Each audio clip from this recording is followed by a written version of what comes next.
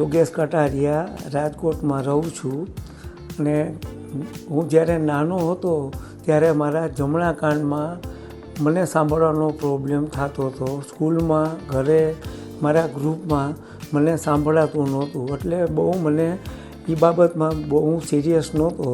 પછી અમુક ટાઈમ પછી મારા ઘરનાએ મને કીધું કે આપણે કાનના ડૉક્ટરને કન્સલ્ટ કરીએ. તો ત્યારે મેં મારો જમણો કાન બતાવ્યો. તો ડૉક્ટરનું કહેવું એવું હતું કે તમારો કાનની નસ ઘણા વર્ષો પહેલાં નાના હતા ત્યારે કે ગમે ત્યારે સુકાઈ ગઈ છે, એટલે એ કાનમાં તમને સંભળાશે નહીં. પછી વર્ષો પછી મને આ કાનમાં પણ, ડાબા કાનમાં પણ પ્રોબ્લેમ થવા માંડ્યો. સાંભળાતું નહોતું.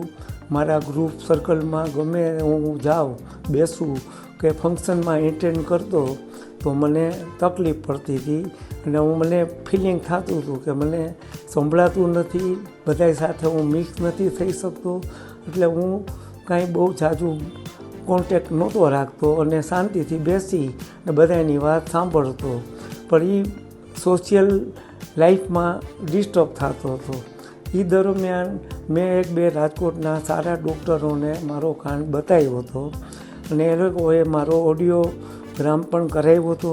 પણ એ લોકોનું કહેવું એમ થયું કે તમને આ કાનમાં પણ નસ સુકાઈ ગઈ છે, આ કાન તમારો વર્ષોથી આ ડેડ છે એનો લોડ આ કાન ઉપર આવ્યો છે, એટલે એ પણ કાન તમારો હવે બંધ થઈ ગયો છે, એટલે તમને સંભળાશે નહીં. એટલે અંદરથી મને એમ થયું કે હવે શું મને કાનમાં સંભળાશે જ નહીં, હવે મારે શું મારા સર્કલ ગ્રુપમાં મારે મેચ નહીં થવાનું, બેસવાનું નહીં. તો અંદરથી મને બહુ ફિલિંગ થતું હતું. એ દરમિયાન મને મારા ગ્રુપમાંથી સમાચાર મળ્યા કે રાજકોટમાં 150 ફૂટ રિંગ રોડ ઉપર ટ્વિન સ્ટારમાં વાત્સલ્ય કરીને એક કાનની સારી કંપની છે અને ત્યાં મેં ફેસબુકમાં પણ એનો એડવર્ટાઇઝમેન્ટ જોયેલી ને વાત્સલ્યનું મેં ઘણી વખત સાંભળેલું ગ્રુપમાં અને એડવર્ટાઇઝ પણ મેં ફેસબુકમાં, ઇન્સ્ટાગ્રામમાં પણ મેં જોયેલું. એટલે મેં કીધું ચાલો આપણે ત્યાં કોન્ટેક કરીએ. તો ત્યાં જઈને હું ડૉક્ટર સાહેબને મળ્યો અને બધી મેં મારી હિસ્ટ્રી વાત કરી. તો એ ડૉક્ટરે કીધું કે તમે મૂંઝાવમાં આપણે તમારો ફરીથી ઓડિયોગ્રામ લઈ અને ઓડિયોગ્રામમાં શું આવે છે રિઝલ્ટ, પછી આપણે ડિસિઝન લઈ. મેં કીધું ઓકે. પછી ઓડિયોગ્રામ મારો લીધો. તો જૂના જે ડૉક્ટરોએ મને કીધું હતું એ મુજબ મારા કાનની નસ સુકાઈ જ ગઈ છે. પણ એ ડૉક્ટરનું કહેવાનું એમ હતું કે કાંઈ વાંધો નહીં, અમે તમને કાનનું મશીન આપી છીએ, તમે ટ્રાય કરો, 1 વીક તમે પહેરો, તમને જો અનુકૂળ આવે, સંભળાશે શ્યોર, અમે તમને શ્યોર કહી છીએ કે વાંધો નહીં આવે. તો એ લોકોના કહેવાથી મેં 1 વીક સુધી એનું કાનનું મશીન હું મારી ઘરે લઈ ગયો અને સતત મારી ઘરે પહેરતો હતો. મારા ગ્રુપ સર્કલમાં પણ પહેરીને બેસતો હતો, પણ મને રિઝલ્ટ સારું લાગ્યું.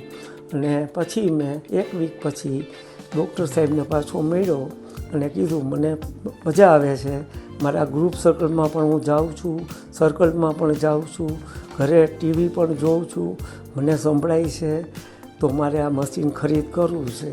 તો સાહેબે મને સારામાં સારું મશીન આપી દીધું છે. અત્યારે મેં પહેર્યું છે અને મને બહુ મજા આવે છે. થેન્ક્સ વાત્સલ્યની ટીમ અને વાત્સલ્યના ડૉક્ટર સાહેબના કહેવાથી અત્યારે હું મારા રૂટિન લાઈફ આનંદથી ગુજારું છું. સર્કલમાં બધે મારા ગ્રુપ સર્કલમાં બધે જાઉં છું અને મને આનંદ આવે છે.